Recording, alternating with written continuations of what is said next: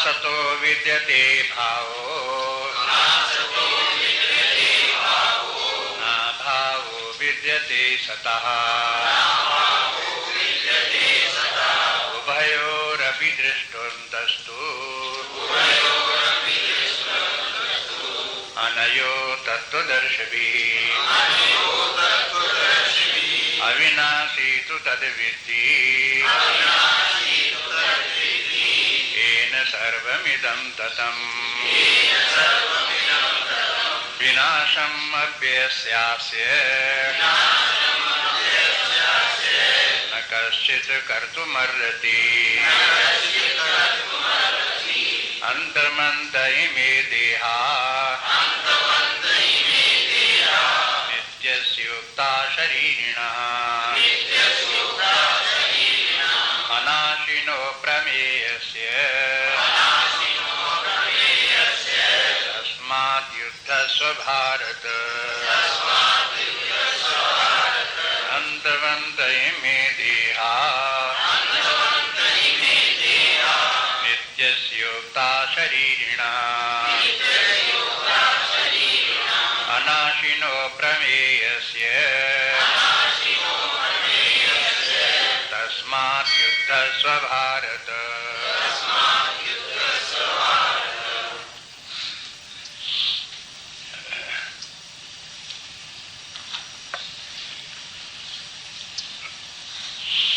स्मरण करें कि कुरुक्षेत्र के मैदान में दोनों सेनाओं के मध्य में अर्जुन का रथ खड़ा है और उसने जब दोनों तरफ की सेनाओं को देखा और उसमें अपने बंधु बांधवों को देखा, ये तो सब अपने परिवार के ही लोग हैं और ये सब मारे जाएंगे, तो इस विचार से वो शोकाकुल हो गया। उसमें बहुत शोक का वर्णन अर्जुन ने अपना किया कि मैं बहुत दुखी हूँ। और ये भी उसने देखा कि मुझे समझ में नहीं आता कि क्या करना चाहिए, युद्ध करूं या न करूं। अपनी उस स्थिति का उसने बहुत विस्तार से वर्णन किया और अंत में भगवान कृष्ण की शरण में गया, बोला शिष्यस्ते हम साधिमाम त्वाम प्रपन्नम, मैं आपका शिष्य हूँ, आपकी शरण में आया हूँ। साधि के माने आप मुझे मार्गदर्शन दें, उपदेश दें, शिक्षा दें, मुझे क्या करना चाहिए। उसके इस प्रकार से कहने पर भगवान कृष्ण ने अर्जुन को समझाना शुरू किया और ये विचार लेकर के चले कि देखो तुमको जो शोक हो रहा है उसके शोक का कारण अज्ञान है। अज्ञान के कारण तुमको मोह हो गया, मोह के कारण तुम शोक में पड़ गए। अब संसार में शोक सबको होता है। अब ये शास्त्र ही बताते हैं कि देखो शोक का कारण मोह है और मोह का कारण अज्ञान है, लेकिन संसार ऐसे मानता नहीं है। जिसने शास्त्र न देखा हो, चित्त में बात ये न चढ़े, उसको उल्टे ही सोचता है। उसे यही दिखाई देता शोक के कारण हमारे आसपास का वातावरण है, व्यक्ति हैं, लोग हैं, यही हमको शोक दे रहे हैं, यही सब हमको दुखी कर रहे हैं और उन्हीं से व्यक्ति का झगड़ा फसाद होता रहता है। उन्हीं से कहा सुनी, झगड़ा फसाद, गाली गलौज, मारकूट, हत्या, समाज में इत्यादि नाना प्रकार के कार्य होते रहते हैं।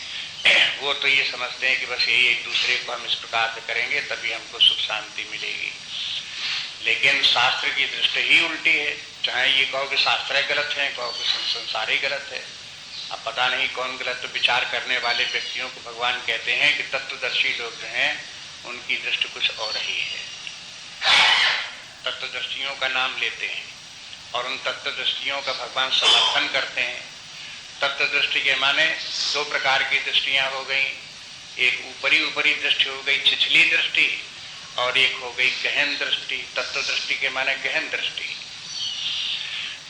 जैसे आप देखते हैं कि एक स्वर्ण का आभूषण है तो आभूषण पहनने वाला तो ये देखता है कि आभूषण बड़ा सुंदर है, इसकी बनावट बड़ी अच्छी है, और हम जब पहनेंगे तो बनावट देख करके इसके लोग बात कहेंगे तो बहुत अच्छा है, बड़े सुंदर हम लगेंगे। लेकिन उसी आभूषण को अगर उसके पास दुकानदार के पास ले जाओ, सुनार के पास ले जाओ, तो उसे उसकी बनावट दिखाई नहीं देगी। उसे दिखाई देगा सोना ही सोना, इसमें सोना कितना है और कितने पैसे का सोना है, कितना तौल का सोना है, कितना कैरेट का सोना है, बस यही उसे दिखाई देगा। दोनों की दृष्टियों में जो भेद है वही भेद संसारी व्यक्तियों का और आध्यात्मिक व्यक्तियों का है, और बल्कि एक प्रकार से कहना चाहिए विपरीत दृष्टिकोण है, एक दूसरे के बिल्कुल विपरीत समझ है। इसलिए भाई तत्वदर्शी व्यक्तियों को भले ही समझ में आ जाए कि संसार में लोग जो है वो उनकी दृष्टि किस प्रकार की है, हम भी पहले ही ऐसे थे, अब हमारी तत्व दृष्टि कुछ उत्पन्न हुई, कुछ विचार बदले, कुछ शास्त्रों में श्रद्धा हुई, तो अब हमारी दृष्टि दूसरी है, लेकिन और बाकी तो समाज में सब लोग उसी प्रकार के हैं। ये बात भले ही उसको समझ में आ जाए, लेकिन जो संसार में ही है तत्व दृष्टि की तरफ ध्यान भी नहीं दिया, वो तो तत्व दृष्टि लोगों को देख करके गालियां देते हैं, कहते हैं मूर्ख हैं, कुछ समझते नहीं है। हम व्यवहार में रहने वाले संसार में हमारे से ज्यादा ज्ञानी कौन है? हम जो झगड़ा फसाद कर रहे हैं यही सही है, हम जो मारकाट कर रहे हैं यही सही है। ये तत्व दृष्टि लोग तो बिल्कुल गुड फॉर नथिंग है, कूड़ा करकट है, पड़े हुए बेकार, अपनी कल्पनाओं में खो रहे हैं, कुछ नहीं जानते हैं। इस प्रकार के उनको लगता है, कोई सिंपैथी उनसे नहीं, उनको तत्व दृष्टियों से। इस प्रकार के संसार में जो ये है दो प्रकार के दृष्टिकोण हैं, लेकिन अब वो कोई इस प्रकार से कहे तो कहे, लेकिन स्थित देखते हैं कि तत्वदर्शी लोग शांत हैं और आनंद है, प्रसन्नता है, उनका जीवन जो है वो हाय हाय किलकिल का, अशांत का, दुख का जीवन नहीं है। लेकिन जो विपरीत दृष्टिकोण, लौकिक दृष्टिकोण, जो जगत को इसको सत्य समझने वाले हैं, छिछली दृष्टिकोण वाले व्यक्ति हैं, वे लोग तो सारे जीवन हाय हाय करते रहते हैं, हाय हाय में ही जिंदगी व्यतीत होती है, रोते धोते ही जीवन समाप्त होता है। ये भी अपने आप सब जगह देखा ही जाता है, इसमें कोई आश्चर्य की बात नहीं। तो ये भगवान ने अर्जुन को बता दिया कि देखो तत्व दृष्टियों की तो बात दूसरी ही है, वे लोग जो है ये है आगे ये समझते हैं, जानते हैं ये कि देखो जो लोग जीवित हैं उनके लिए भी वो शोक नहीं करते, जो मर गए उनके लिए भी शोक नहीं करते, और इस प्रकार से जानते हैं कि जिस बात के लिए शोक नहीं करना चाहिए वो बात उनको तत्वदर्शियों को समझ में आती है। लेकिन अर्जुन से कहते हैं कि अर्जुन तुम इतने ज्ञानमान बनते हो, लेकिन तुम जो है वो हो जिस बात के लिए शोक नहीं करना चाहिए उसके लिए शोक करते हो। और फिर भगवान ने ये बता दिया कि देखो ये सब राजा लोग खड़े हैं, हम सब लोग हैं, इनमें आप विवेक करके देखो कि दो पक्ष हैं, एक तो नित्य तत्व है जो कि शरीरी है, शरीर का में चेतना है, उसे जीव कहो, आत्मा कहो, इस प्रकार की एक चेतन सत्ता है, और दूसरी शरीर के आवरण है, ये भौतिक आवरण है, ये दो हैं। अब इन दोनों की प्रकृति कैसी है कि आत्मा या चेतना जो है ये जीव है वो तो है नित्य, और शरीर जो है ये अनित्य है।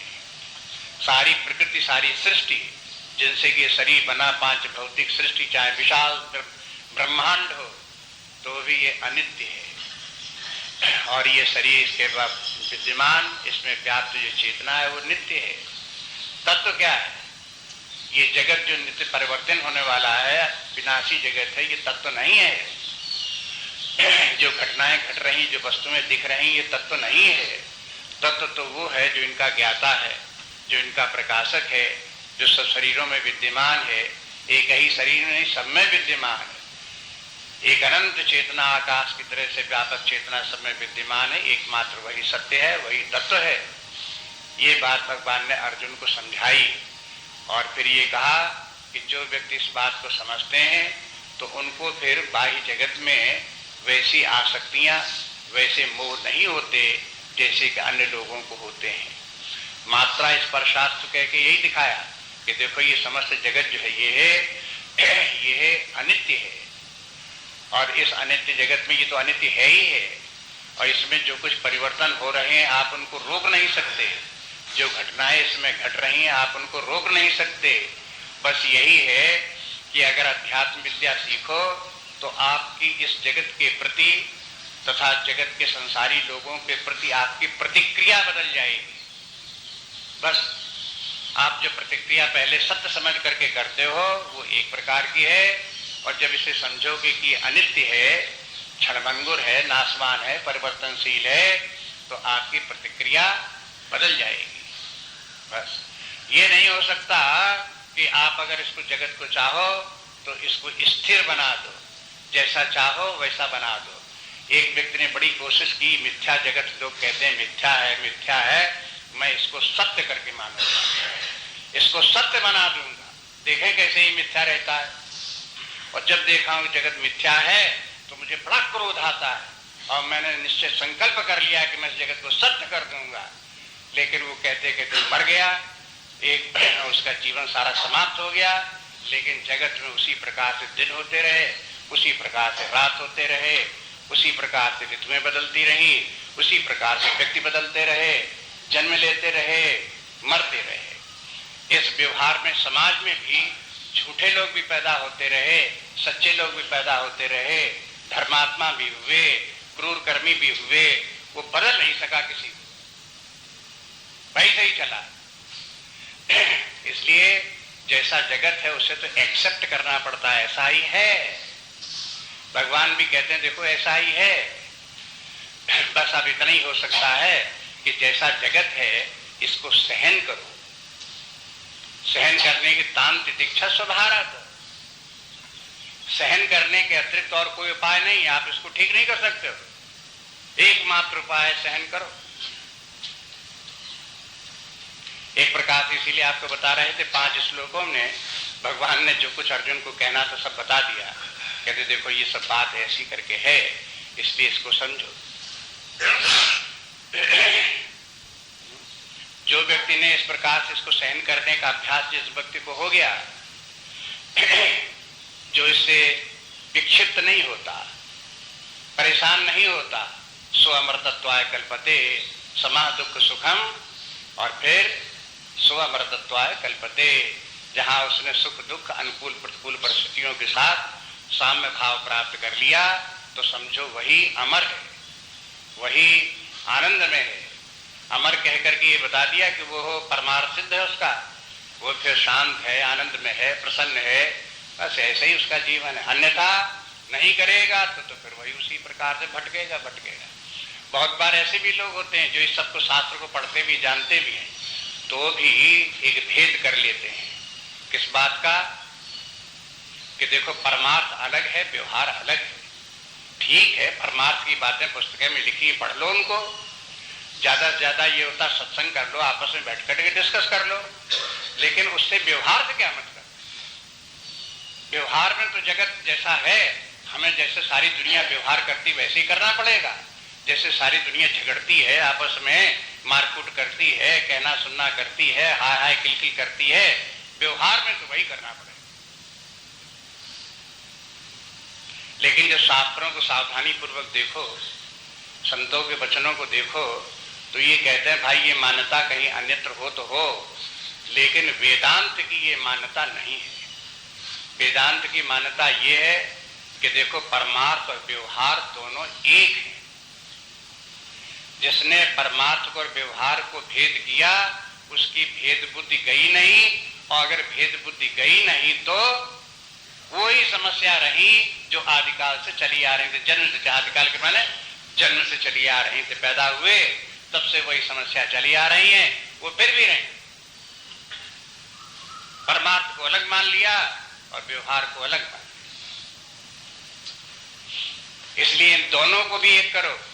जो परमार्थ है वही व्यवहार है, और व्यवहार में परमार्थ होना चाहिए। ये कह सकते हो कि व्यवहार में लोग जो व्यवहार करते हैं, एक तो भेद बुद्धि रख करके करते हैं, एक अभेद बुद्धि रख करके करते हैं, एक द्वैत बुद्धि रख करके करते हैं, एक अद्वैत बुद्धि रख करके करते हैं।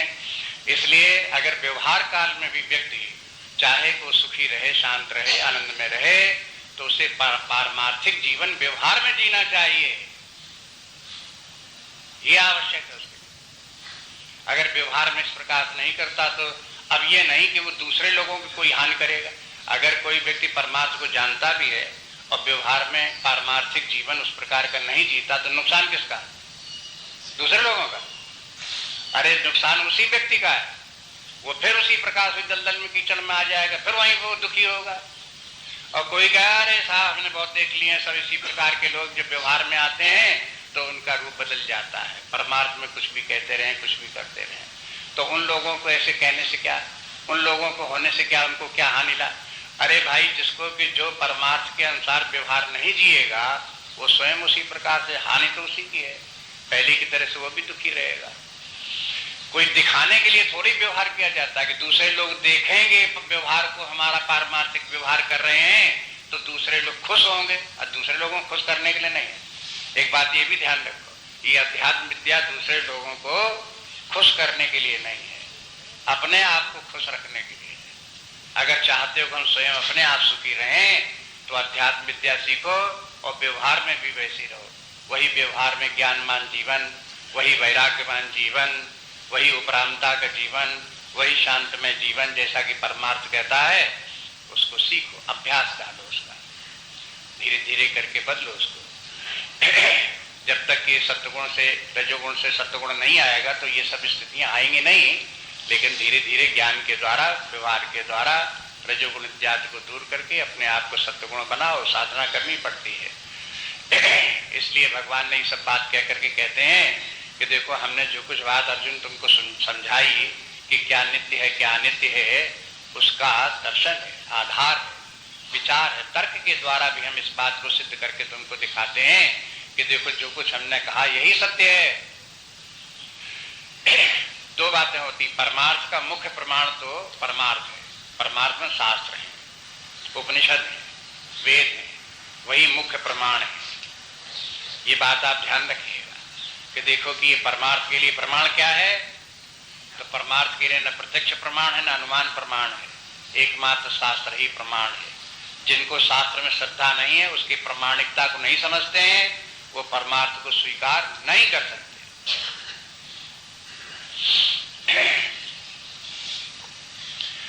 शंकराचार्य जी एक जगह कहते हैं कि देखो, प्रमाण जो है वो अपने अपने क्षेत्र में बहादुर होता है। जैसे आप देखोगे गुंडे लोग अपने अपने मोहल्ले में बड़े बहादुर होते हैं और दूसरे शहर में जाए तो उनकी बहादुरी खत्म हो जाती है। ऐसे ही ये प्रमाण जो है ये भी अपने क्षेत्र में बड़ा बहादुर है और दूसरे क्षेत्र में जब जाएगा तो उसकी बहादुरी निकल जाती है। एक है प्रत्यक्ष प्रमाण, तो प्रत्यक्ष प्रमाण प्रत्यक्ष के क्षेत्र में तो बड़ा बहादुर है,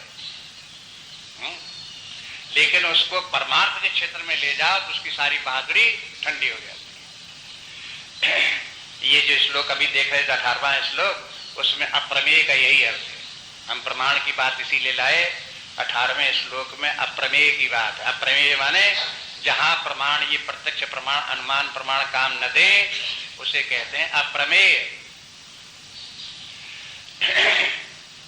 ऐसा नहीं है कि ये प्रत्यक्ष प्रमाण किसी कीमत का नहीं, अपने क्षेत्र में बड़ा बहादुर, अपने क्षेत्र में आंखों से रूप रंग अगर देखना हो कि भाई इस फूल का क्या रंग है, तो आपको अपने आंखों की शरण में जाना पड़ेगा। आंखें अगर उसे बताएंगी लाल है तो लाल मानना पड़ेगा, और पीला बताएंगे तो पीला मानना पड़ेगा। और प्रमाण, नेत्र प्रमाण यही कहेगा कि जो हम कह रहे हैं यही सत्य है और आपको मानना पड़ेगा। शब्द जो आपने कान के द्वारा सुने तो वो कान कहेगा कि हमने जो बात सुनी वही सत्य है। आंखें इसके लिए कोई प्रमाण नहीं है, नाक आंख उसके लिए, शब्द के लिए कोई प्रमाण नहीं, जिह्वा शब्द के लिए कोई प्रमाण नहीं। एक कान का प्रमाण जो है, शब्द के लिए कान ही प्रमाण है, रंग रूप के आकार के लिए नेत्र ही प्रमाण है, स्वाद के लिए जिह्वा ही प्रमाण है। स्वाद के लिए कान क्या करेंगे, आंखें क्या करेंगी, उसका जो है वो हो, जिह्वा जो है वही स्वाद बताएगी, प्रमाण उसके लिए वही है। ये सब प्रमाण जो प्रत्यक्ष प्रमाण कहलाते हैं पांचों ज्ञानेंद्रियों के, ये 5 जगह में इन्हीं क्षेत्र में प्रमाण है। और बाकी जहां इनको परमार्थ के क्षेत्र में ले जाओ कि ये बताओ कि इस जगत के परे क्या है, ये जगत की सृष्टि नहीं हुई तब क्या था, तो आंखें कहने लगती मुझे नहीं दिखाई देता कि क्या था, कान कहने लगते मुझे नहीं सुनाई देता कि उस समय क्या था, जिह्वा कहने लगती मुझे पता नहीं उस समय क्या स्वाद था। सब इंद्रियां उस समय कहती हैं कि मेरी गति वहां नहीं है, इस जगत की सृष्टि नहीं हुई, उस समय मैं क्या बता दूं कि वहां क्या था, मुझे कुछ पता नहीं। कहे बुद्धि से पूछ लो भाई, बुद्धि भी कहेगी कि हम तो इंद्रियों के पीछे पीछे चलते हैं, जो इंद्रियां बताती हैं उन्हीं के आधार पर हम दूर की बात भी समझ लेते हैं। बुद्धि थोड़ी ऐसा है कि देखो, प्रत्यक्ष जो है वो तो केवल वर्तमान में है, प्रत्यक्ष का प्रमाण केवल वर्तमान में ही काम करता है, न भूत में जाए न भविष्य में जाए। आंखों से दिखाओ कि कल क्या होगा, दिख रहा है कुछ आज? कल क्या सुनाई देगा, सुन रहा है ना? इंद्रियां जो है केवल प्रत्यक्ष प्रमाण वर्तमान में ही अपना कार्य करती हैं, न भूतकाल में जा सके न भविष्य काल में जा सके। लेकिन बुद्धि जो है वो भूत भविष्य में जाती है और उसी के कारण से ये अनुमान भी करती है। अगर हमें कल की बात याद है तो हमें आज दिख नहीं रही है, लेकिन बुद्धि को याद है, बुद्धि को स्मृति के द्वारा दिख रही कि कल ऐसा हुआ था। और बुद्धि कुछ अनुमान भी लगा सकती भूतकाल के आधार पर, वर्तमान काल के आधार पर, कि कल हो सकता है कि ऐसा हो। तो बुद्धि की गति भूतकाल में भी है और भविष्य काल में भी है, लेकिन फिर भी वो गति बहुत थोड़ी है। अब बुद्धि से बताओ कि पिछले जन्म में हम कहाँ थे, अब गति नहीं उसकी। अनुमान लगाओ कि अगले जन्म में हम कहाँ होंगे, बुद्धि की गति नहीं। अब बुद्धि की गति भी भूत और भविष्य में जो है वो एक थोड़ी सीमा तक है, उसके आगे बुद्धि की भी गति नहीं। बुद्धि तीनों काल में थोड़ा थोड़ा काम करती। वर्तमान काल में जिस समय की इंद्रियां कार्य कर रही होती तब भी बुद्धि की जरूरत पड़ती, मन की जरूरत पड़ती, बुद्धि की जरूरत पड़ती है। बस उसके बुद्धि की भूतकाल की स्मृतियों की भी जरूरत पड़ती है, आगे का अनुमान लगाने के लिए, भविष्य का अनुमान लगाने के लिए भी पड़ती है, दूर की बात का भी अनुमान लगाने के लिए बुद्धि की जरूरत पड़ती है। यहाँ तक भी बुद्धि भी अपना एक प्रमाण है, इसलिए प्रत्यक्ष के बाद अनुमान प्रमाण भी माना गया कि अनुमान प्रमाण भी है, उसका आधार बुद्धि है। जैसे आपने देखा कि मरुस्थल में पानी भरा दिखाई दिया तो आंखों को तो जल दिखाई दिया। अगर आंखों की बात मान लें तो वहां जल है और जल के लिए दौड़ेंगे, भागेंगे भी। लेकिन अगर बुद्धि भी कार्य करती, पशुओं के पास बुद्धि नहीं होगी तो वो पानी के पीछे दौड़ते ही रहेंगे। लेकिन मनुष्य के पास बुद्धि भी है तो बुद्धि के बल पर क्या करता है कि वो 10 कदम पर अगर दूर पानी दिखाई देता है तो 50 कदम चल करके देख लेता है और फिर बुद्धि से विचार करने लगता है कि अगर 10 कदम चलने पर पानी नहीं मिला, 20 कदम चलने पर पानी नहीं मिला और हर वक्त 10 कदम आगे ही दिखाई देता है तो जरूर कोई इसमें गड़बड़ी है। अब ये बुद्धि बताने लगी, शंका करने लगी कि बुद्धि इसमें सत्यता नहीं। यद्यप प्रत्यक्ष से आंखों में यथावत जल दिख रहा है, लेकिन बुद्धि शंका भी करने लगती है, अनुमान भी लगाने लगती है कि ऐसा लगता है कि पानी है नहीं है, पानी होता तो अब तक मिल जाता। तो ये है बुद्धि जो है, ये है इंद्रियों की गलतियों का सुधार भी करती है। बुद्धि जो है वो हो उच्च कोटि के ज्ञान का साधन है। इंद्रियां उतने उच्च कोटि के ज्ञान की साधन नहीं है जितनी की बुद्धि है। इंद्रियों से जो गलतियां हो जाती हैं, भ्रांतियां हो जाती हैं, उनको बुद्धि सुधार देती है। और संसार में इसीलिए ये कहा जाता है कि बुद्धिमान व्यक्ति कौन? जो इंद्रियों से जो कुछ दिखाई देता रहता, कानों से सुनाई देता रहता, आंखों से दिखाई देता रहता है, लेकिन बुद्धि उसको सतसा विश्वास नहीं कर लेती, बुद्धि उसकी परीक्षा भी करती है। कोई व्यक्ति तो बुद्धिमान है और जिनको जो दिखाई दिया वही सत्य मान लिया, कानों से जो सुनाई पर वो सत्य मान लिया। तो ये तो पशु करते ही हैं, मनुष्य में कौन विशेषता है? पशु क्या सत्य मानता है? जो आंखों से दिखाई दे, कानों से सुनाई पड़ जाए, स्वाद में जो आ जाए, इंद्रियों से जो उपलब्ध हो जाए, उसी को सत्य मान लेता है। पशु ये नहीं समझ सकता कि ये जो है उसमें जो है वो अनुमान भी लगावे, अपनी बुद्धि भी लगावे। इसीलिए उसको मरुस्थल के जो पानी वहां दिखाई देता है उसको मृग मरीचिका क्यों कहते हैं? मृग उसके साथ क्यों जुड़ा हुआ है? मनुष्य मरीचिका क्यों नहीं कहते? नर मरीचिका क्यों नहीं कहते? मृग मरीचिका क्यों कहते हैं? क्योंकि मृग के बुद्धि नहीं है, इसलिए वो इंद्रियों मात्र से जल दिखाई देता है, उसको सत्य मानता है, उसी पीछे दौड़ता रहता है। वो नर मरीचिका इसलिए नहीं है कि मनुष्य के पास बुद्धि भी है, मनुष्य भ्रम में नहीं पड़ता, वो शीघ्र ही अपनी बुद्धि के बल पर जान जाता है कि यह जल नहीं है और भ्रांति में नहीं पड़ता है। ये दो प्रकार के प्रमाण लौकिक प्रमाण कहलाते हैं। लौकिक प्रमाण माने व्यवहार जगत में ये दोनों प्रमाण काम करते हैं। मंद बुद्धि के व्यक्ति इंद्रियों पर ज्यादा विश्वास करते हैं, जो ज्यादा बुद्धिमान व्यक्ति है इंद्रियों पर कम विश्वास करते हैं, अपनी बुद्धि पर ज्यादा विश्वास करते हैं। इस प्रकार से बुद्धि का भी प्रयोग करते हुए जीवन जीते हैं, बुद्धिमान व्यक्ति हैं। लेकिन इसके बाद ज्ञान के साधन सब समाप्त हो गए हो, ऐसा नहीं है। ज्ञान के साधन और भी हैं, क्योंकि जो कुछ भी है वो इतना ही नहीं है जितना इंद्रियों से दिखाई देता है, जितना बुद्धि से जानने में आता है, उसके परे भी है। तो उसको कैसे जाना जाए? बुद्धि भी बताती है कि कुछ जानने की वस्तुएं ऐसी हैं जहां तक हम नहीं पहुंच सकते। बुद्धि बता देती है कि हम नहीं पहुंच सकते। जैसे हमने आंख से पूछा कि बताओ हम पिछले जन्म में क्या थे, तो आंख नहीं बता पाई, क्योंकि उसे दिखाई नहीं दे रहा है। ऐसे करके बुद्धि से पूछा कि बताओ कि 10 वर्ष बाद क्या होगा, नहीं बुद्धि बता पाई। अगर नहीं बता पाई बुद्धि, तो इसके माने बुद्धि को ये मालूम है कि हम वहां तक नहीं जा सकते, वो ज्ञान का हमारा क्षेत्र नहीं है कि जब उसको बता सकें। या बुद्धि से पूछा कि बताओ जब ये सृष्टि नहीं थी तब क्या था, अथवा ये सृष्टि क्या सब जगह, अगर मान लो सृष्टि का एक अंत हो जाता, कहीं पर खत्म हो गई क्रिएशन, तो बताओ उसके बाद फिर क्या है। तो बुद्धि को नहीं समझ में आता है उसके बाद क्या है। नहीं।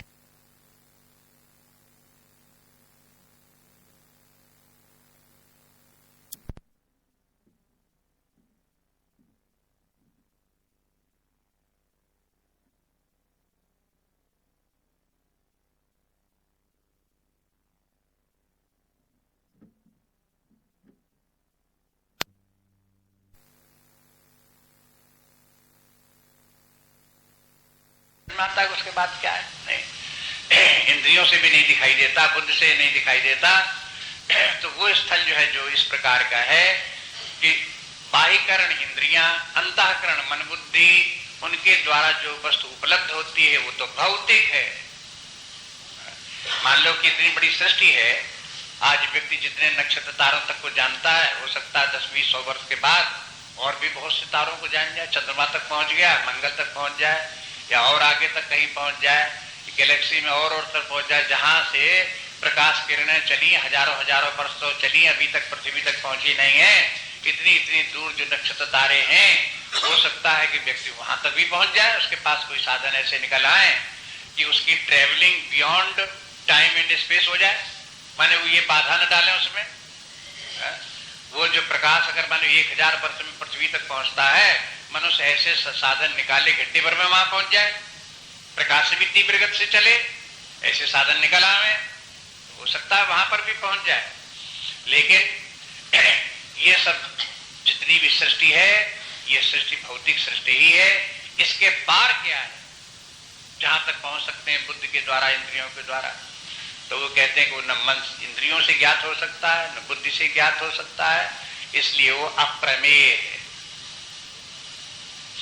लेकिन अप्रमेय के माने, अब देखो अप्रमेय शब्द जो संस्कृत का है, इसका भी अर्थ देखो, जिसका कि ज्ञान न हो सके वो अप्रमेय।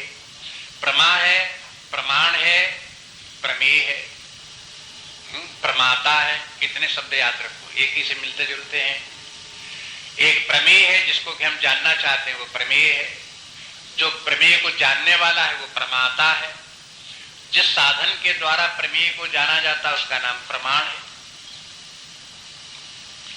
प्रमाता, प्रमेय, प्रमाण। अपने शास्त्रों में कहीं कहीं प्रा हटा करके भी इनका प्रयोग करते शब्दों को। जो प्रमेय है उसको कभी मेय कह देते हैं, प्रमाण को कभी मान कह देते हैं, मान कह देते हैं, प्रमाता को कभी माता कह देते हैं। माने प्रा जो है वो श्लोक जब बद्ध किए जाते हैं तो कहीं कहीं श्लोकों में प्रा हटा भी देते हैं, तो भी वो शब्द चलते हैं।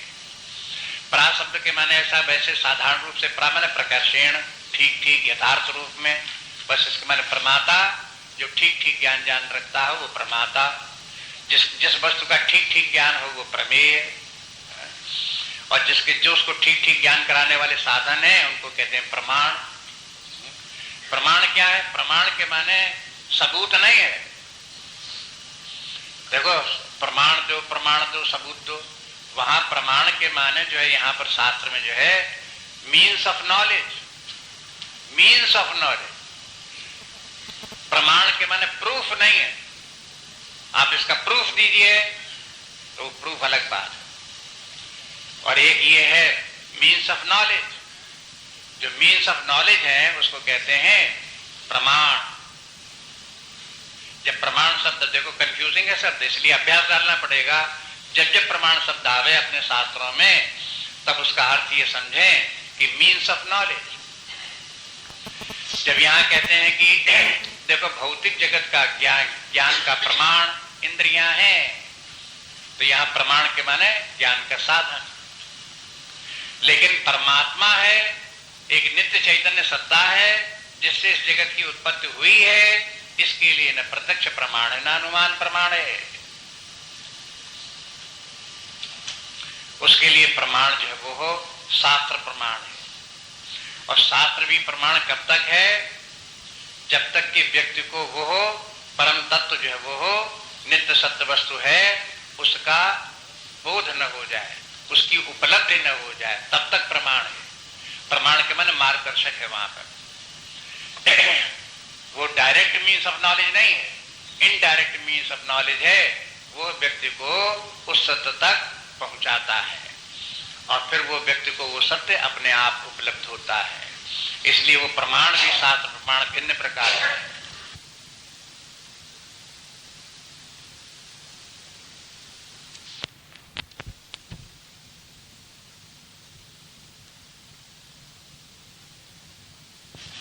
अनुभव पर्यवसायी, पर्यवसाय के माने जहां जाकर के उसका काम खत्म हो गया, जहां व्यक्ति को अपने जिस तत्व को नित्य कहते हैं, तत्व कहते हैं, उस वस्तु तक जहां व्यक्ति पहुंच गया, उसकी अनुभूति उसे प्राप्त हो गई, तो शास्त्र कहता अब हमारी कोई आवश्यकता नहीं है। इसलिए उसे कहते हैं अनुभव पर्यवसायी। माने शास्त्र के द्वारा वो तत्व दिखाई नहीं देता, उपलब्ध नहीं होता, लेकिन शास्त्र उसमें सहायता करता है। और जहां तत्व की उपलब्ध हो गई तहां शास्त्र कहता बस अब तुम अपना देखो काम, हम चले। अब हम किसी दूसरे व्यक्ति की सहायता करेंगे, उसको लाएंगे और ला करके इसी तत्व तक पहुंचाएंगे। तुम अपना काम देखो, हम अपना काम देखते हैं। तो शास्त्र ही करता रहता।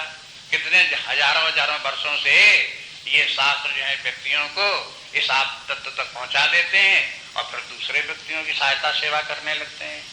उन व्यक्ति को जहां पहुंच गए उस सत्य तक, तहां ये शास्त्र फिर और दूसरी पीढ़ी के आए हुए व्यक्तियों की उनकी सेवा सहायता करने लगते हैं।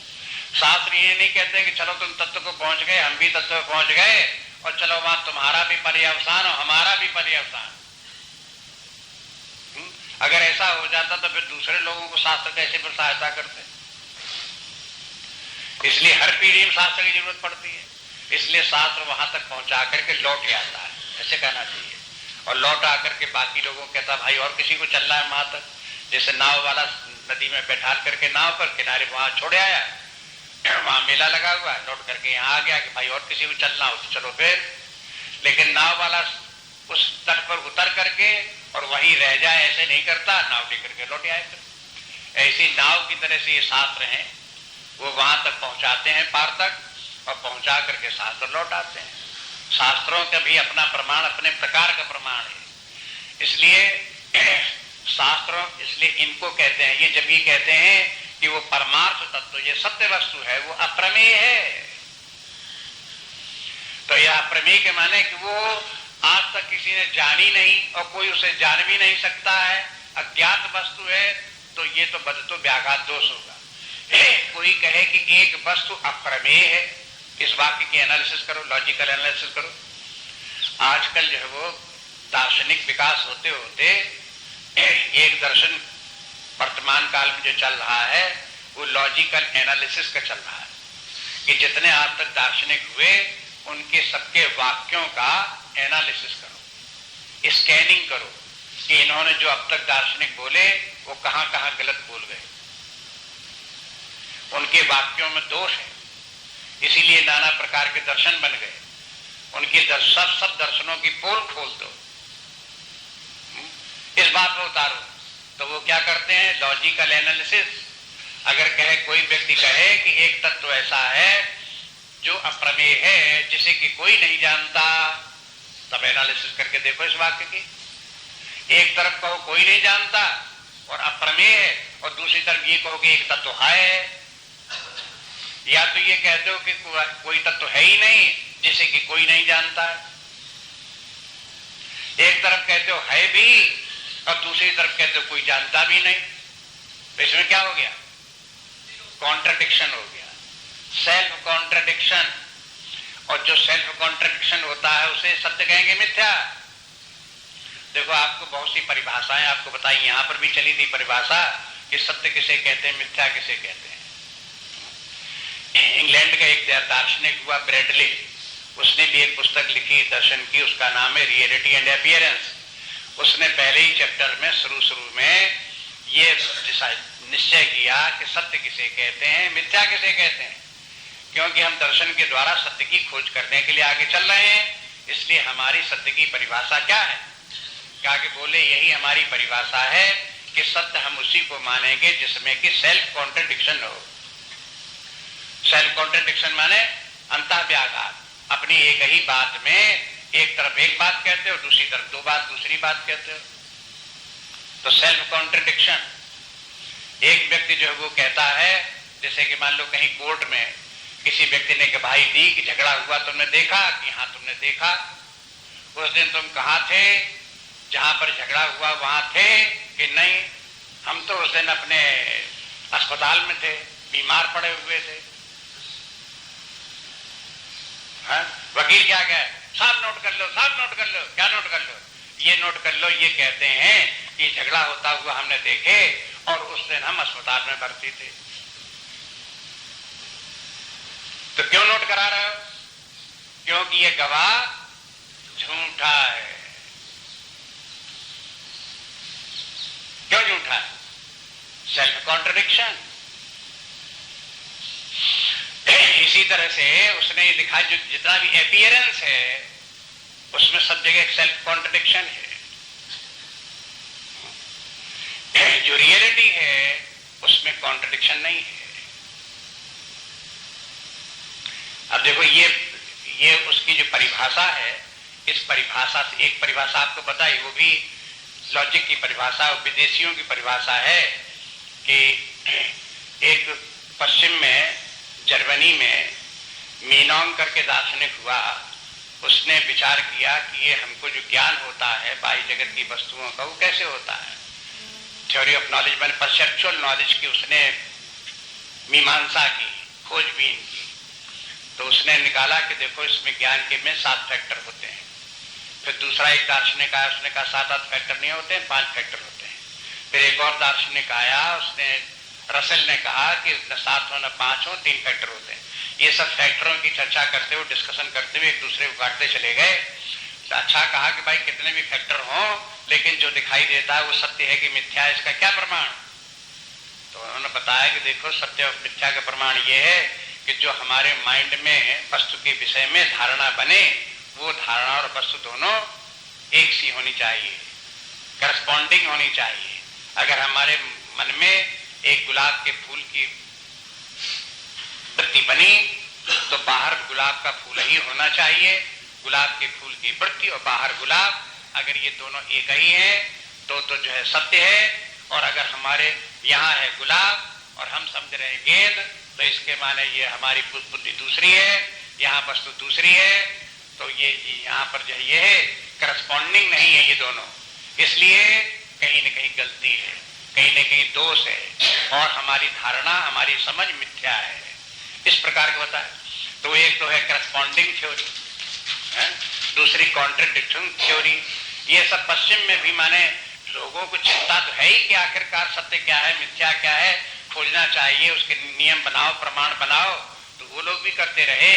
और भारतवर्ष में भी जितने दार्शनिक हुए, चाहे नैयायिक हो, चाहे वैशेषिक हो, चाहे सांख्य वाले हो, चाहे योग वाले हो, चाहे जैन हो, चाहे बौद्ध हो, सब लोगों ने भी अपने अपने जो है वो सत्य क्या है, मिथ्या है, उसके जो है आधार खोजे। जैसे गीता में यहाँ बता दिया, ना सतो विद्यते भावो, ना भावो विद्यते सतः। सत्य क्या है, मिथ्या क्या है, इसकी एक परिभाषा देनी पड़ी। तो ये सर्वत्र इस प्रकार का होता था। इसलिए अब जब भगवान कहते हैं कि एक नित्य तत्व है और वो अप्रमेय है, अप्रमेय में प्रमाण के द्वारा नहीं जाना जा सकता, तो आपको ये नहीं कह सकते हो कि झूठ बोल रहे हैं। आपको ये समझना चाहिए कहने का तात्पर्य क्या है। ये तात्पर्य इसका ये हुआ कि प्रत्यक्ष और अनुमान प्रमाण के द्वारा वो नित्य वस्तु नहीं जानी जा सकती, लेकिन अगर प्रत्यक्ष और अनुमान के द्वारा न जानी जाए तो आप ये नहीं कह सकते वो है ही नहीं, वो है। शास्त्र उसके लिए प्रमाण है और अनुभव भी उसके लिए प्रमाण है। और फिर ये है कि अगर शास्त्र की बात समझ में आ जाए तो फिर किसी सीमा तक तर्क के द्वारा भी उसे सिद्ध किया जा सकता है। ये नहीं कह सकते हैं कि तर्क के द्वारा बिल्कुल सिद्ध किया जा सकता। अगर तर्क के द्वारा परमार्थ वस्तु सिद्ध की जाती होती तो तर्क जो है वो बुद्धि का इंस्ट्रूमेंट है। आप ध्यान देखो, तर्क क्या है? बुद्धि का ही एक अस्त्र है। और अगर बुद्धि स्वयं जगत के अंतर्गत आती हो, भौतिक जगत की ही एक वस्तु हो, तो उसका अस्त्र सत्य को जानने के लिए कहां तक काम करेगा। इसलिए बुद्धि के द्वारा और तर्क के द्वारा उस परम तत्व को नहीं जान सकते। इसलिए शंकराचार्य ने कहा कि तर्क की कोई प्रतिष्ठा नहीं है। कहां? परमार्थ। परमार्थ की विचार करने में बुद्धि की, तर्क की कोई प्रतिष्ठा नहीं है। वहां उसको बहुत आदर नहीं दिया जाता, उसकी बात को बिल्कुल कंक्लूसिव नहीं माना जाता। इसलिए कहते हैं फिर उसके लिए वहां पर क्या है? उसके लिए शास्त्र प्रमाण है। शास्त्र प्रमाण को आपने क्यों सत्य मान लिया? इसलिए सत्य मान लिया कि एक नहीं हजारों लाखों व्यक्तियों ने शास्त्र को प्रमाण मान करके जब सत्य को खोजा तो उन्हें सत्य मिला। न मिला होता तो कहते कि भाई वो शास्त्र प्रमाण हम क्यों मान लें, आज तक किसी को तत्व मिला तो है नहीं। इसलिए वो तत्व मिला भी है, जो कुछ भी उसको प्राप्त करना चाहे उस नित्य वस्तु को वो उसे प्राप्त भी कर सकता है। इसलिए शास्त्र प्रमाण को मानते हैं। तो अप्रमेय के माने केवल इतना ही है। प्रमा जानना चाहिए, प्रमेय शब्द जब आ गया तो ये जानना चाहिए। और इसका विस्तार हमने इसलिए यहाँ कर दिया कि भाई देखो जो मांडूक्य कारिका चल रही है उसमें भी यही विषय है, क्या सत्य है क्या मिथ्या है, वहां भी इसकी जरूरत पड़ेगी। तो इसको बराबर याद रखो। ये ना समझो कि हमें मांडूक्य कारिका पढ़ना है, हमें गीता से क्या मतलब। कोई लोग जो है वो केवल मांडूक्य कारिका ही सुनने आते हैं। दो चार लोग ऐसे हैं, अरे गीता फीता तो बहुत सुनी, उसको क्या करना है, मांडूक्य कारिका सुनेंगे। लेकिन मांडूक्य कारिका में भी जो है वो गीता से कोई भिन्न नहीं है। यह मांडूक्य कारिका को कोई गीता विरोध नहीं करता है। गीता की जो बात है वही मांडूक्य कारिका में, जो मांडूक्य कारिका की बात वो गीता में। इसलिए उस बात को, मांडूक्य कारिका की बातों को समझने के लिए आपको गीता की भी बात को समझो कि प्रमेय इत्यादि किसे कहते हैं। अब उसमें देखेंगे कि अब जब दूसरा अध्याय आता है, वैतथ्य प्रकरण आता है, तो वैतथ्य के माने क्या है? जो वितथ हो, तथ्य रहित वस्तु हो, वो क्या है? बोले कि सारा जगत जो है तथ्यहीन है। क्या प्रमाण तथ्यहीन है? तो प्रमाण को समझना पड़ेगा, विचार करना पड़ेगा इसके बारे में। तो उसके विचार के लिए इसको यहीं से याद करके रखो कि जब परमार्थ की बात आती है तो अप्रमेय है। अनाशिनः, ये भी आपको बता सकते हैं कि जो है अनाशिनः, इसका नाश नहीं होता है। और अंतबंध इमे देहा, और ये शरीर केवल जो है अंतबंध है। तो दो बातें बताते रहते हैं। शंकराचार्य जी ने भी इसी प्रकार से दो शब्द लिए, नित्यानित्य वस्तु विवेक। तो विवेक क्या है, नित्य क्या है, अनित्य क्या है। फिर बोले कि नित्यानित्य क्यों कहते हो? क्योंकि जो नित्य है वही सत्य है, जो अनित्य है वो मिथ्या है। अब जब मिथ्या और सत्य शब्द का प्रयोग करते हैं तो नित्यानित्य के अर्थ में करते हैं, और जो नित्य है वो सत्य है, जो परिवर्तनशील है वो सब जो है वो अनित्य है, वो सब मिथ्या है। ऐसे भी आप समझ लो, अगर एक, जैसा कि अभी आपको उदाहरण बताया, एक व्यक्ति एक समय एक बात कर रहा है और दूसरे समय में जरा देर में 5 मिनट के बाद दूसरी बात करने लगा, उसकी विपरीत बात बोल दिया, तो आप क्या कहोगे? झूठ बोलता कि नहीं बोलता है? क्योंकि बदल गई बात। जहां बदल जाएगा तो आप तुरंत कह दोगे तो झूठ है। अगर वही बात कहता रहे जो पहले कही, वही बात फिर कहे, वही बात फिर कहे, तो आप कहोगे कि ये बात सत्य है, क्योंकि वो बार बार वही बात कहता है। आप देखो ये सत्य और सत्य का है ही है। आप चाहे व्यवहार मानो, कोई ऐसा नहीं कि देखो कि शास्त्रों में लिखा हुआ ऐसा कि नित्यानित्य वस्तु जो है वो उसका विवेक करो, नित्य ही सत्य है और अनित्य ही मिथ्या है, जो बदल जाए वो सब मिथ्या है। हम क्यों माने, क्या जरूरत इसकी है?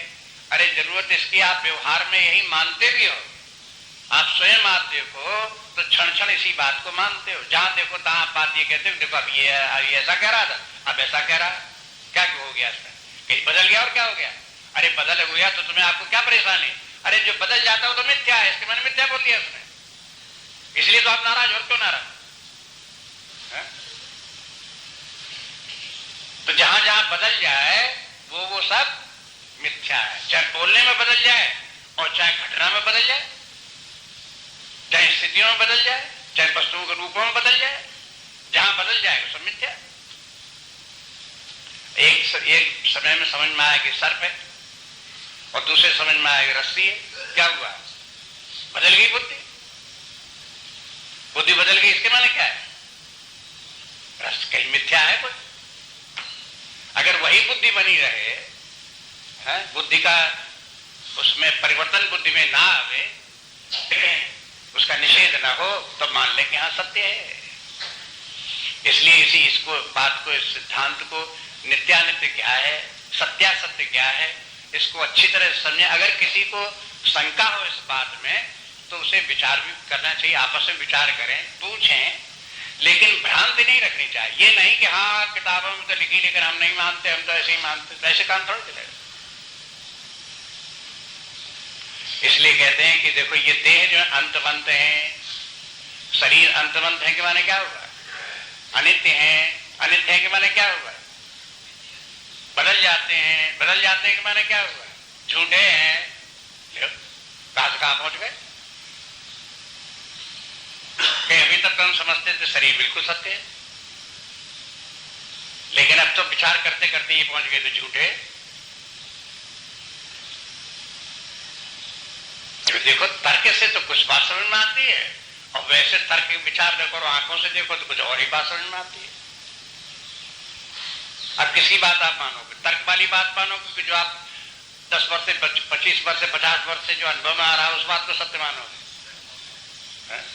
अब लोगों कहेंगे नहीं हम जो रोज देख रहे हैं उसे मानेंगे, आपके तर्क को मान लें। अरे भाई आपके तर्क के सामने अगर हमें कोई उत्तर नहीं मिलता है तो चलो हमने मान लिया, तर्क को हाँ करना पड़ती है, लेकिन हम ये थोड़े मान लेंगे कि हाँ ये शरीर मिथ्या है। 50, 60, 70 वर्ष से तो हम बराबर देख रहे हैं सत्य, हम कैसे मान लें मिथ्या है? तो अब यहां फिर बात आती है कि आप आंखों की देखोगे सत्य मानोगे कि जो बुद्धि का है उसे सत्य मानोगे? कहोगे नहीं हम बुद्धि की बात सत्य नहीं मानेंगे, तर्क की बात सत्य नहीं मानेंगे, आंखों के देख के हम सत्य मानेंगे। तो मृग मरीचिका हुई ना, मृग के स्तर पर आ गए कि नहीं आ गए? हैं? तो मृग होकर के रहना है कि मनुष्य बन करके रहना है? फिर वो घूम जाए बात। इसलिए कहते हैं अंतवंत में देहा नित्य संयुक्ता शरीरिणा। ये शरीर जो है ये है शरीरी जो है वो नित्य है। शरीर शरीरी के माने हो गया शरीर में व्याप्त जो चैतन्य है। शरीरी शब्द इसलिए प्रयोग करते रहते हैं कि देखो वही शरीरी है जो जीव है, और जो जीव है वही आत्मा है। अविद्या में जब तक जीव अपने आप को शरीर समझ रहा है तब तक तो वो जीव है, और जब तक जीव ने जब से ये समझा कि मैं तो सर्वव्यापी अनंत चैतन्य हूं तो वो जीव नहीं आत्मा है। एक संत ने बताया कि जीव और आत्मा में क्या अंतर है। कहा कि देखो ये 3 उंगलियां हैं कि हाँ ये आत्मा है और ये शरीर है, ऐसे समझ लो। एक तरफ शरीर है एक तरफ आत्मा है। अगर ये चेतना इधर आके आप शरीर के साथ मिल गई तो जीव हो गई, और अगर यही उंगली आकर के इसके आत्मा के साथ जोड़ दो तो ये आत्मा हो गया। ये एक फिक्टिशियस एंटिटी है। फिक्टिशियस एंटिटी के माने एक छाया सी भ्रांति है। अगर इसके साथ आ गई तो उसी का नाम जीव, और वही चेतना इसके साथ में आ गई तो उसका नाम आत्मा। उदाहरण के द्वारा दिखा दिया कि देखो बस इतनी सी बात है, उसमें अंतर क्या है। इसलिए शरीरी शब्द जो बोलते रहते हैं, ये शरीरी जो है वो शरीर में अभिमान रखने के कारण तो जीव है, अगर शरीर में अभिमान नहीं रखता, शुद्ध अपनी चेतना का अनुभव करता है, तो फिर वो आत्मा है। तो आत्मा जो है वो नित्य है, अविनाशी है, और शरीर जो है ये विनाशी है। बस एक श्लोक इसके आगे भी देखे इसी प्रकार से, यैनं वेत्ति हन्तारम् यश्चैनं मन्यते हतम् उभौ तौ न विजानीतो नायं हन्ति न हन्यते। यैनं वेत्ति हन्तारम् यश्चैनं मन्यते हतम् उभौ तौ न विजानीतो नायं हन्ति न हन्यते। एनम वेत्ति हंतारम, जो एनम माने जो अविनाशी तत्व शरीरी है, वेत्ति हंतारम, इसको मारने वाला समझता है, और यश्चैनम मन्यते हतम, और यदि कोई ये भी मानता है कि ये मारा जाएगा, ये अविनाशी होते हुए भी मार दिया जाएगा तो मर जाएगा, तो कहते उभव तो न विजानी, तो ये दोनों लोग कुछ नहीं जानते हैं। उभव माने दोनों, तो ये दोनों, न विजानी तो माने नहीं जानते। नायम हन्ति न हन्यते, न तो ये किसी को मारता है और न किसी के द्वारा मारा जाता है। अब देखो विचार करते कहां पहुंच गए। अगर कोई कहे कि हम तुमको मारेंगे, तो कौन बोल रहा है? माने अरे आत्मा बोल रहा है कि मैं तुम्हें मारूंगा, तो शास्त्र तो कहता है कि आत्मा किसी को मार ही नहीं सकता। अगर कहेंगे मैं तुम्हें मारूंगा, तुम आत्मा हो, तुम्हारा हम ढेर कर देंगे, तो इसके माने वो जानते ही नहीं, आत्मा मारेगा तो आत्मा मरेगा नहीं। जैसे कोई ये कहे कि आकाश है, मैं इसका आकाश को काट छाट के फेंक दूंगा, है? तो काटो छाटो कैसे काट छाटो, कैसे फेंक दो काट छाटो? आकाश अखंड है, आप तलवार चलाओगे, तलवार उसको चारों तरफ घूम जाएगी। आप लेकर के बम तोला, कोई बम फेंको, कोई तोप चलाओ, उसके ऊपर एटम बम चलाओ, तो आकाश में फटेगा नहीं आकाश, उसी प्रकार का आकाश टूटेगा नहीं, वैसे कि वैसा बना हुआ है, उसमें कुछ बिगड़ने वाला नहीं। आप चाहे उसके ऊपर करार करते रहो, और कोई कह नहीं हम तो उसको नाश कर देंगे, तो कैसे नाश करेंगे? जब आकाश का कोई नाश नहीं कर सकता, तो जो आकाश का भी अधिष्ठान है, उसका भी सृजक है, आकाश जब नहीं था उसके पहले भी अमर हुआ बैठा हुआ था, उसको भला कि कौन मार देगा, कौन काट देगा, कौन छाट देगा?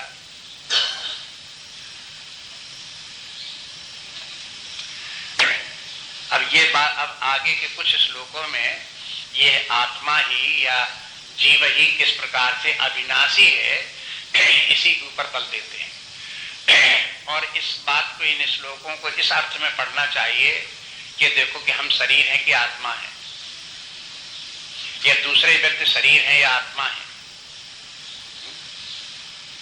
अगर आप ये जानते हैं कि हम आत्मा हैं, आप ये जानते हैं कि दूसरे लोग भी आत्मा स्वरूप ही हैं, तो फिर उस दृष्टि से विचार करो, यदि हम आत्मा हैं और दूसरा व्यक्ति भी आत्मा है, ये जीवात्मा हम हैं, दूसरा व्यक्ति भी जीवात्मा है, अब हमारे दोनों का व्यवहार कैसा है? अगर हम मारना चाहें तो क्या दूसरे को मार सकते हैं? मार ही नहीं सकते। शरीरों की बात छोड़ दो, हम आत्मा है, दूसरा व्यक्ति भी आत्मा है, तो क्या हम मार सकते हैं, दूसरा मर सकता है? या दूसरा हमें मारे तो हम मर सकते हैं, नष्ट हो सकते हैं? सवाल ही नहीं। इसमें बहुत बड़े तर्क वितर्क की जरूरत ही नहीं। बल्कि एक बात इसके बाद और भी आ जाती है कि आत्मा दो नहीं होते, जैसे आकाश दो नहीं होते, एक ही आकाश सब जगह फैला हुआ है, वही आकाश आपके शरीर में, वही आकाश हमारे भीतर में, बीच में भी वही आकाश है। हम आपके शरीर में जो व्याप्त आकाश है उसको नष्ट भ्रष्ट कर देना चाहें तो क्या कर सकते हैं? आपके भीतर का आकाश अगर हमारे शरीर के भीतर के आकाश को नष्ट भ्रष्ट कर देना चाहे तो क्या नष्ट भ्रष्ट कर सकता है? उदाहरण के रूप में इस प्रकार समझ लो, ये तो बात साफ दिखाई देती सामने। और फिर दूसरी बात ये कि यदि हम आकाश हैं तो क्या हम ही आकाश हैं? तुम्हारे अंदर जो आकाश वो आकाश हम नहीं है? क्या तीसरे व्यक्ति के अंदर जो आकाश है क्या वो हम नहीं है? कि जो 10, 20, 50 और लोगों के भीतर आकाश है, क्या वो हम नहीं है?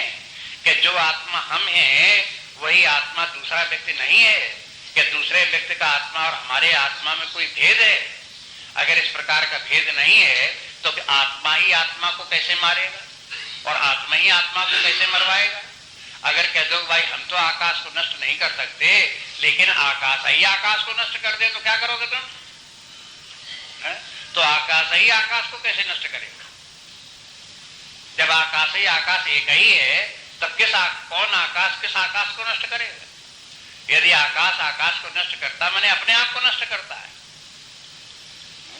यदि एक आत्मा दूसरे आत्मा को नष्ट करता है, मार देता और नष्ट कर देता है, तो इसके माने वो दूसरा आत्मा आत्मा ही नहीं, अपना ही आत्मा वो भी है। अगर कोई अपने ही आत्मा को नष्ट कर ले तो ये कह सकते भाई तुमने अपने आत्मा को नष्ट कर लिया तो सारी दुनिया के आत्मा को तुमने नष्ट कर दिया। लेकिन कोई ऐसा समर्थ नहीं कि अपने ही आत्मा का नष्ट कर दे, ये भी असंभव है। कहते हम चलो दूसरे के आत्मा को तो हनन नहीं कर सकते, हम स्वयं आत्मा हैं और अपने आत्मा का हम हनन कर लेंगे? नहीं कर सकता। अविनाशी न व्यक्ति अविनाशी स्वयं अपने आत्मा का हनन कर सकता है और न किसी दूसरे का अगर हनन करने का विचार करता तो उसे ये ज्ञान नहीं कि दूसरे का आत्मा भी अपना ही आत्मा है। अगर हम अपने आत्मा का हनन नहीं कर सकते तो दूसरे के आत्मा का भी हनन नहीं कर सकते। उसका दूसरा कहना औपचारिक है या भ्रांति है या शरीर के कारण से है, अन्यथा आत्मा सब एक ही है, आत्मा अलग अलग नहीं है। आत्मा की अनंतता को आकाश के दृष्टांत से समझने का ध्यान रखने चाहिए। और इस प्रकार से भी उसको देखो कि जैसे वो आकाश हमारे शरीर में है और हम शरीर के भीतर जो आकाश हमारा है उतना ही मात्र ये आकाश नहीं है। भले ही हमारे शरीर में इतना आकाश हो 6 फुट का 5 फुट का, लेकिन सारी दुनिया में जितना भी आकाश है सब यही आकाश है जो सा आकाश हमारे शरीर में। इस आकाश से बाहर कोई दूसरा आकाश नहीं है। इसी आकाश में सूर्य है, इसी आकाश में चंद्रमा है, इसी आकाश में गैलेक्सी है, इसी आकाश में पृथ्वी है, इसी आकाश में सारे एटम बम चल रहे हैं, तूफान चल रहे हैं, आंधी चल रही है, मारकाट चल रही है, इसी आकाश में सब चल रहा है। आकाश से बाहर कहां कुछ है? इसी प्रकार से इसी आत्मा में सब कुछ है।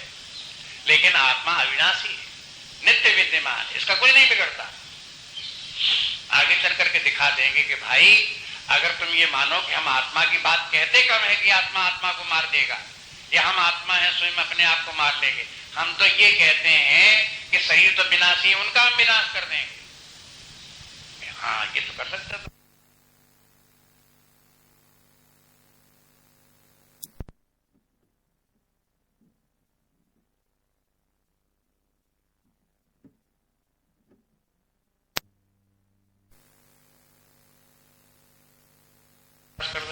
लेकिन जब शरीर स्वयं विनाशी है तो तुम विनाश कर दो ना कर दो, वो तो विनाश होगा ही होगा। आप क्या विनाश कर दो?